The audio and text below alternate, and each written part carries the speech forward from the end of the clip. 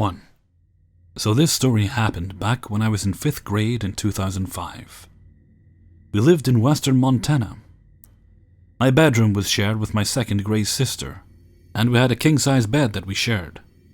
To describe my house a little, our room was facing the backyard, but it was a basement room. Basically, standing up, looking out the window in my room, I was at eye level with the ground outside. Up and to the left above my window, I could see onto our deck, which looked into our upstairs kitchen. Kind of confusing, but bear with me. Anyways, this particular night, my sister and I were having a sleepover and our friend was in the bed with us. When we were falling asleep around 1 a.m., our friend woke us up to show us that a deer was on our deck. We looked out and we all saw a deer on the deck. This was normal in Montana, so we laid back down. I guess my friend stayed up staring at it, and she woke us up about 5 minutes later, saying she thought it was actually a person. Right then we looked and we saw the shadow move a little, and it was clearly a tall person's silhouette. We started freaking out, and then we saw 2 green laser lights. They were just 2 small pinpoint lights that were coming from the guy's head area. We all thought it was binoculars. At this point, we were on high alert, and our eyes had adjusted a little and we saw it was clearly a guy looking into our kitchen window.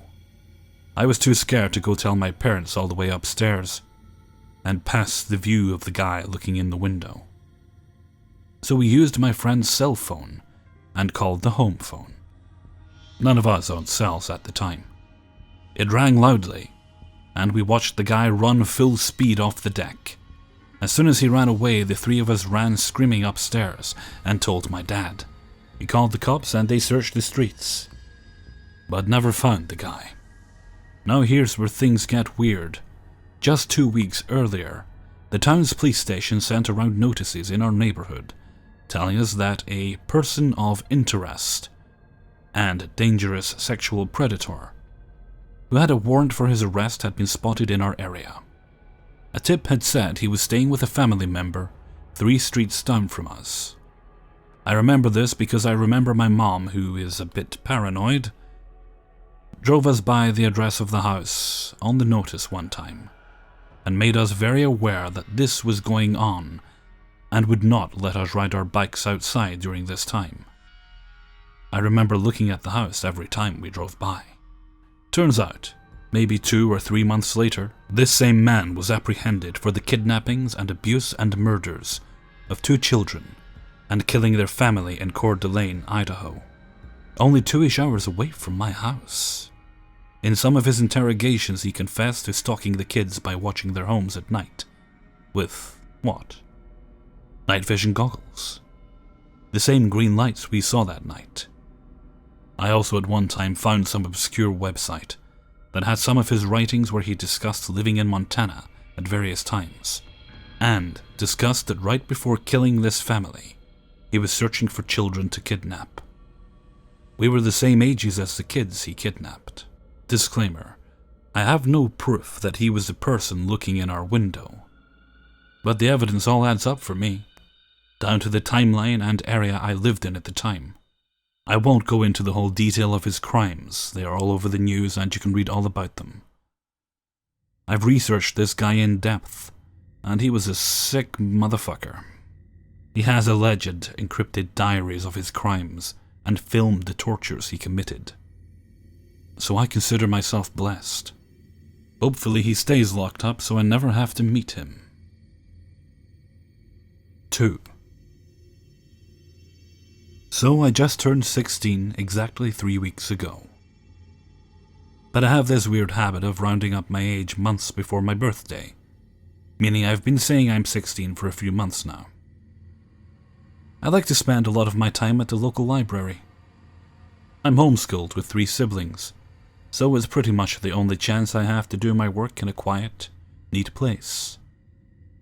About the beginning of this last summer, I noticed some guy was at the library every single time I was. At first I thought nothing of it, as there's plenty of people I've noticed coming to the library regularly. But one day, I noticed something way off. I had finished all my schoolwork for the year, and was just dicking around playing games on one of the library computers, when I noticed the same guy sitting 2 computers down from me. I smiled and nodded at him, then continued my game. The internet on my computer started going off, however, so I switched over to the other side of the computer desk and logged onto that one. Lo and behold, creepy guy, who I'll refer to as CG from here on out, switched over to the other side as well, sitting right next to me and staring at my computer screen as if I was blind and wouldn't notice. I immediately got a bad feel about this scub and texted my mom to tell her I'd be stopping by the pharmacy next door to pick up her prescriptions for her, just so I'd have an excuse to leave. Apparently though, CG wasn't done yet and followed me outside. He stopped me right outside the library and asked me for my name and how old I was. I told him I'm Hamming and 16 years old. He informs me that his name is Jonathan and he's 46. He then proceeds to tell me that I'm one good-looking 16-year-old and walk away. This dude looks about as stereotypical meth user as you can get. Scruffy beard, gel-spiked hair, dirty band t-shirt, and ripped-up cargo shorts. So I just figured he was your run-of-the-mill creep. The next day, I had a writers group meeting at the very same library, so I left my house and started walking for it. I'll spare you the tedious details, but halfway through my walk, I noticed CG following behind me on a bike. I was creeped out, but I didn't want to seem crazy and I simply chalked it up to him walking the same way as me. To be sure, I ended up taking 2 right turns, both of which he followed. I was officially bugged out, so I turned onto our town's main road, which led straight to the library. He followed me the entire 3/4 of a mile there. At some point, I don't remember, I pulled out my phone and texted my girlfriend what was going on, and then called her until I got to the meeting. When I got to the meeting, I explained to the group leader what was going on, and she offered to drive me home afterwards. 2 hours later, and we leave to see CG still waiting outside the library, glaring at us all the way to the car. A few weeks went by without a CG encounter, so he was all but forgotten by me. Until the day he proposed to me. I was walking home from the grocery store with some snacks when I noticed him sitting outside the laundromat I passed on my way home. I groaned internally and decided ignoring him was the best bet until he ran after me. I can't remember the word-for-word conversation, but it went something like, "Hey, how old are you now?" "Still 16. "I don't believe you." Now, I have no idea why I didn't just knock him out then and there, but I didn't, and instead I pulled out my student ID and showed it to him. What he said next I'll probably never forget. "Oh shit. Well, are you emancipated?" "No." "You should get emancipated." "Why?" "Because then you can marry me. Nah, I promise I'll take care of you, and our kids would be so cute." I booked it out of there, and after a couple more incidents of him following me around, he sort of dropped off the map.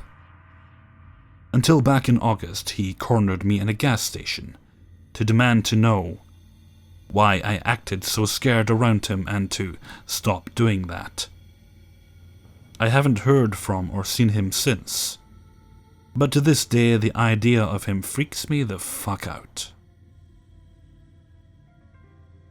3. This took place in the winter of 2005 in rural Iowa. I was 18 years old and attending community college. I have always been an outgoing and talkative person, and managed in my youth to make friends quite easily.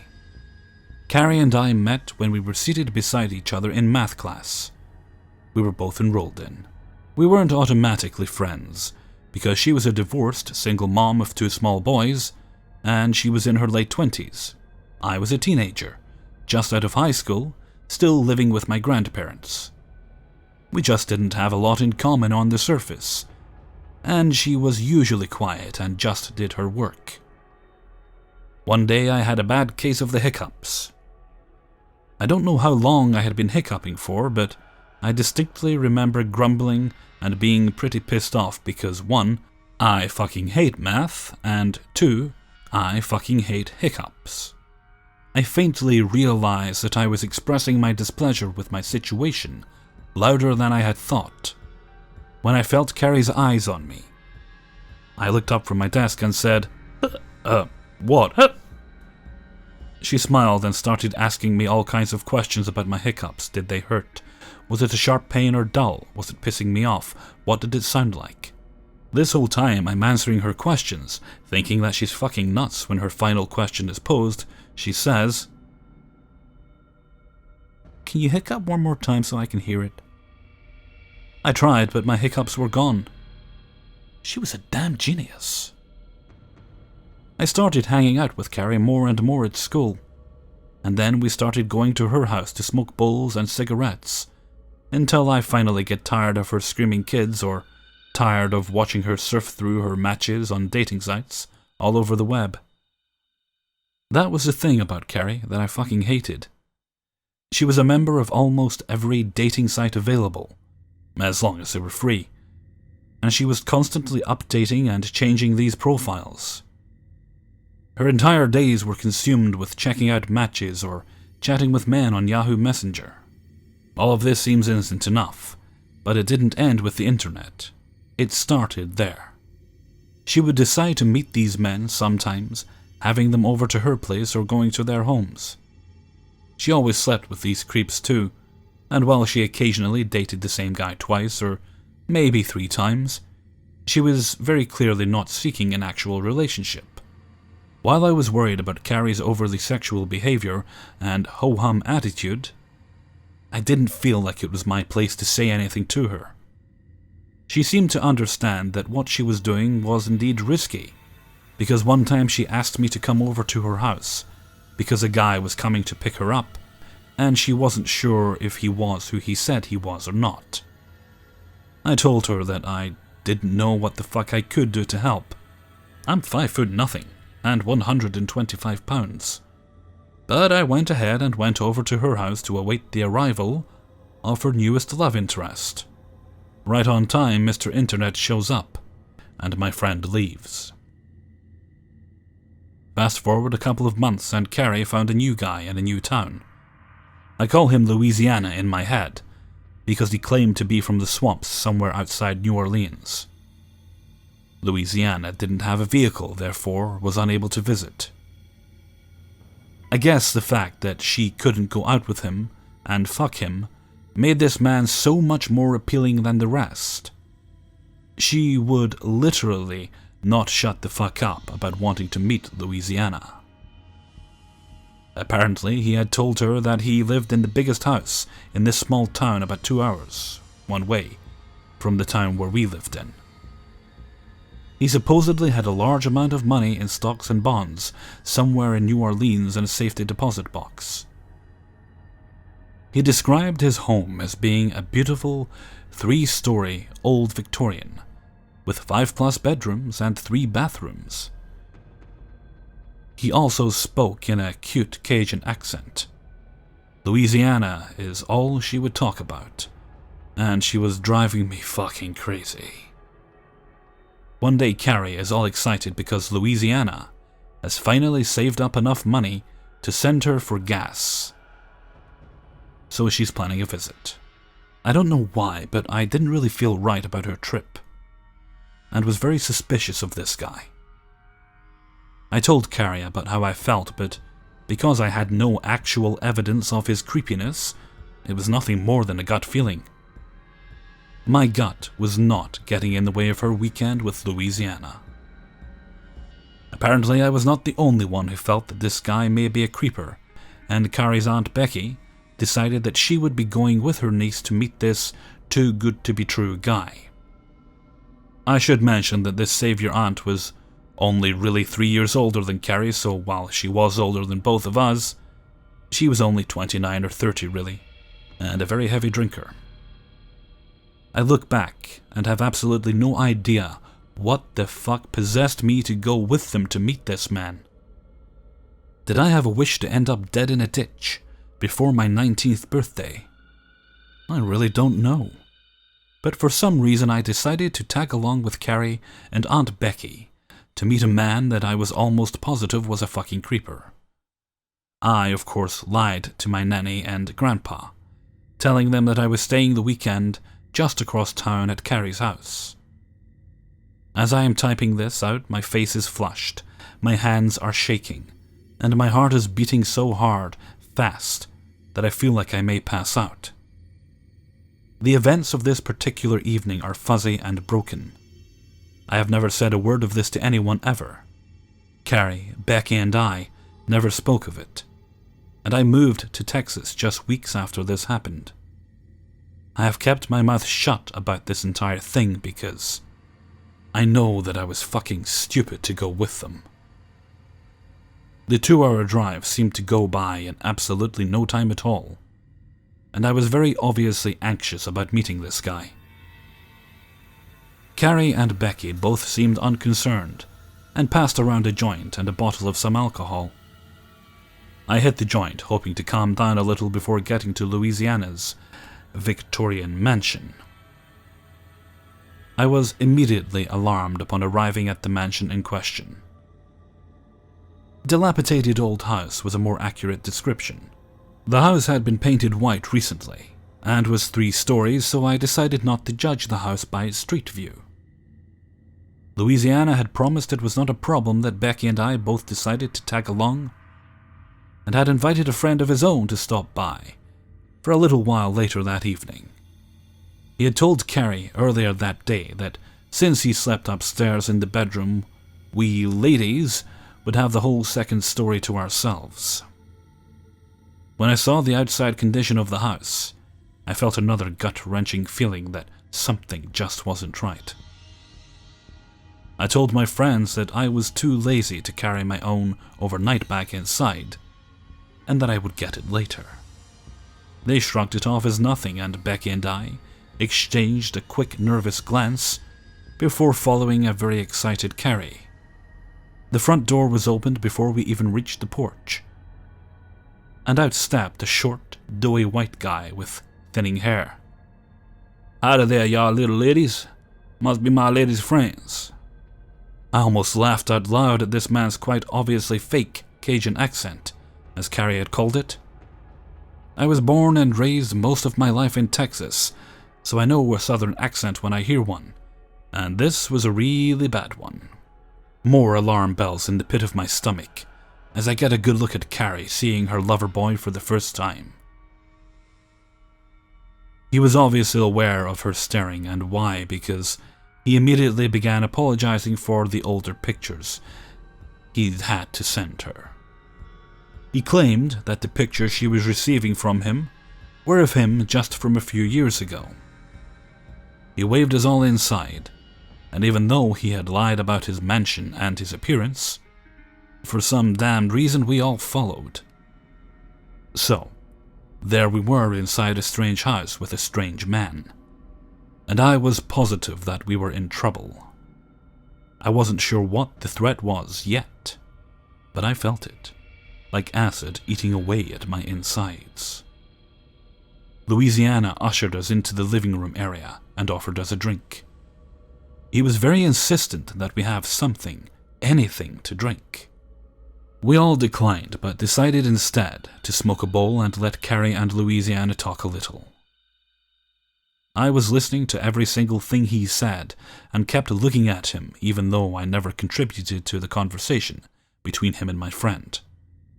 I was listening to him describe his life, born and raised Southern gentleman, and wondering to myself if he had ever even visited a state below Missouri.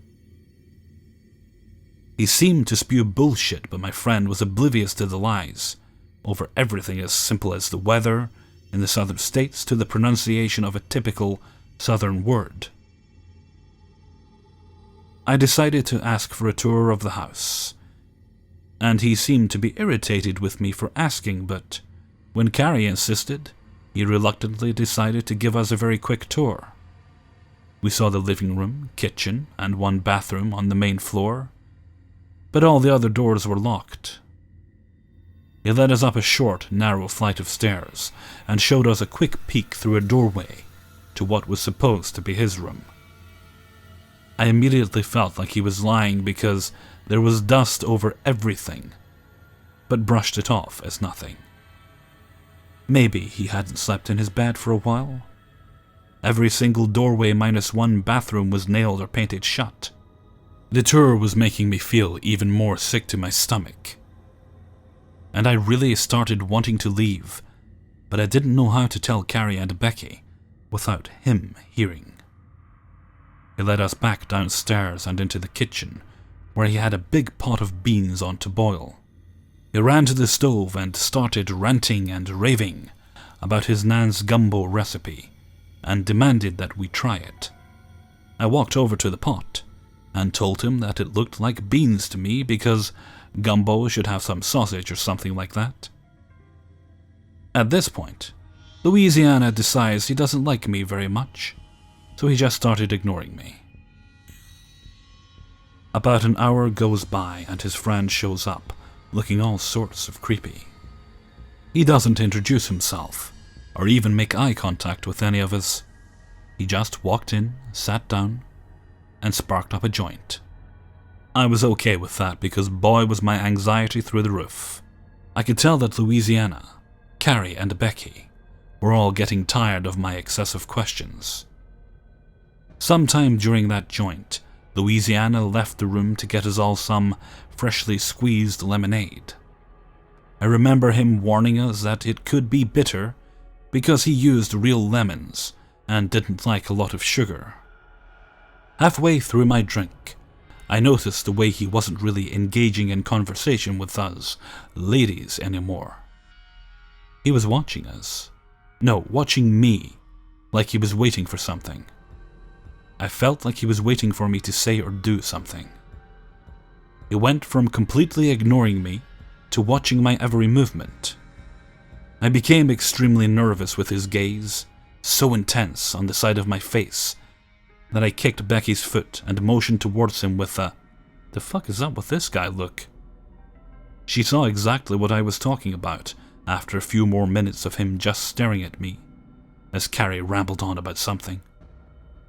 I suddenly decided that I had to get the fuck out of that house, and I jumped up out of my seat like I had been electrocuted. "Oh my god, sorry, but I left my bag outside. I'm going to go grab it." Carrie abruptly stopped talking because of my swift movement and scared tone of voice.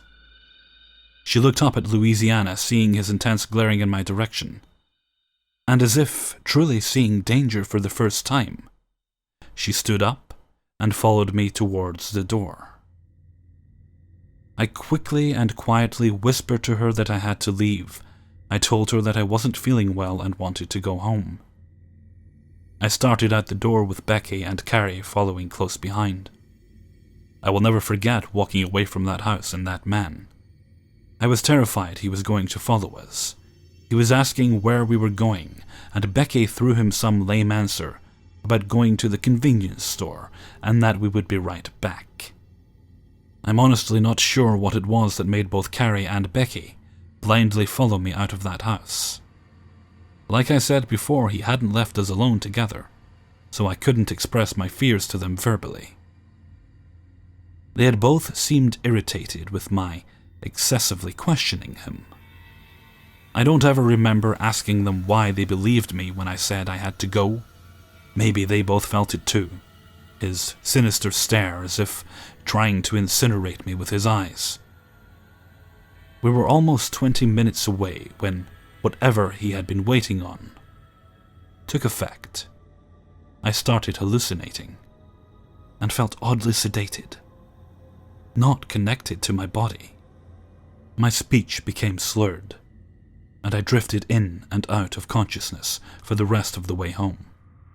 Both girls assumed that I had simply passed out from exhaustion, and had together carried me into her kid's bedroom.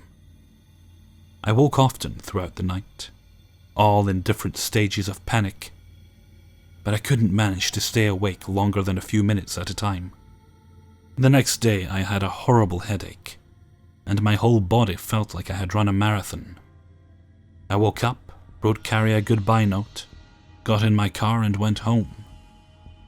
I never spoke to Carrie or Becky again after this incident, and I hope to never see them again.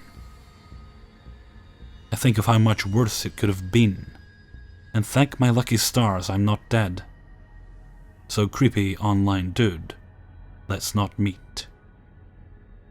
Edit.